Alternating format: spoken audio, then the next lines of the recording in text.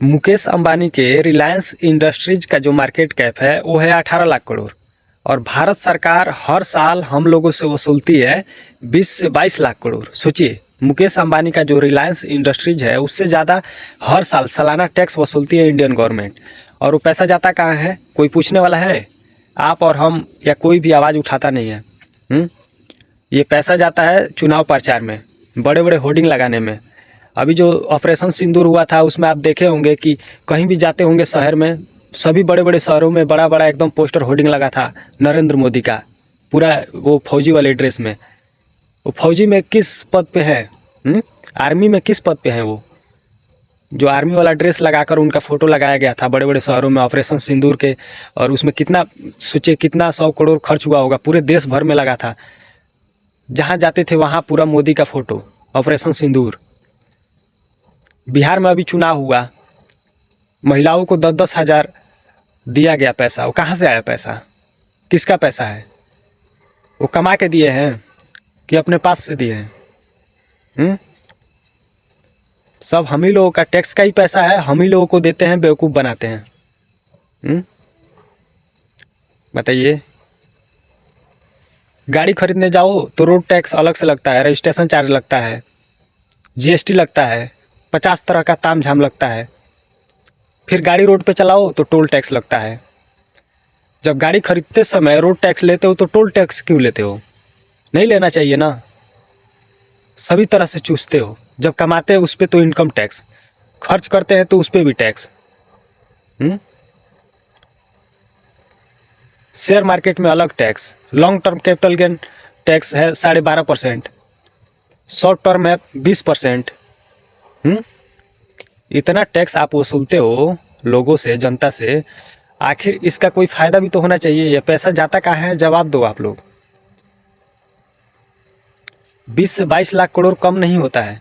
मुकेश अंबानी का पूरा जीवन लग गया, उनके पापा का पूरा जीवन लग गया कमाते कमाते, अभी तक 18 लाख करोड़ के आसपास ही पहुंचे हैं अभी वो। आप लोग हर साल 20-22 लाख करोड़ वसूलते हो टैक्स, बताओ। हर चीज़ पे टैक्स है। अभी मान लीजिए मैं अगर पैसा कमाता हूँ 10 लाख या 20 लाख, तो उस पर टैक्स दूंगा। अभी कोई गाड़ी खरीदूंगा तो उस पर टैक्स दूंगा। रोड पे चलाऊंगा तो फिर उस पर अलग टैक्स दूंगा। खरीदा तब तो टैक्स दिया ही, जीएसटी दिया, रोड टैक्स दिया, फिर टोल टैक्स दूंगा चलाऊंगा तो, फिर पेट्रोल उसमें डलवाऊंगा उस पर भी टैक्स दूंगा, पेट्रोल पे टैक्स दूंगा। हर चीज़ पे टैक्स है। बस एक जो हवा है सांस लेने वाला उस पर ही टैक्स नहीं है, बाकी हर एक चीज़ पे टैक्स है। कुछ दिन में ये लोग हवा पे भी टैक्स लगा देंगे, क्योंकि ज़्यादा पोल्यूशन फैल रहा है दुनिया में। जहाँ जहाँ साफ़ हवा होगा वहाँ वहाँ टैक्स लगा देंगे कि यहाँ पे इस शहर में AQI कम है, साफ़ हवा है, यहाँ पे टैक्स लगेगा। और यहाँ पे थोड़ा ज़्यादा AQI ज़्यादा है, यहाँ पे थोड़ा ख़राब हवा है, यहाँ पे थोड़ा कम टैक्स लगेगा। यहाँ पे 18% लगेगा, यहाँ पे 30% लगेगा। हवा पे भी ये लोग टैक्स लगा देंगे, मुझे लग रहा है कुछ दिन में।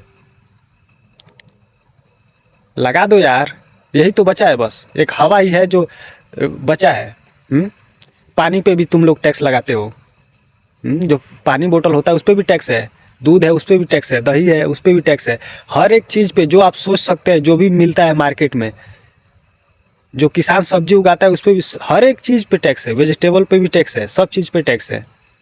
बस एक हवा ही है जिस पे टैक्स नहीं है। जो हम लोग कलम खरीदते हैं ना पढ़ने के लिए, हमारे बच्चे पेंसिल पेन खरीदते हैं, उस पर भी टैक्स है। बताओ,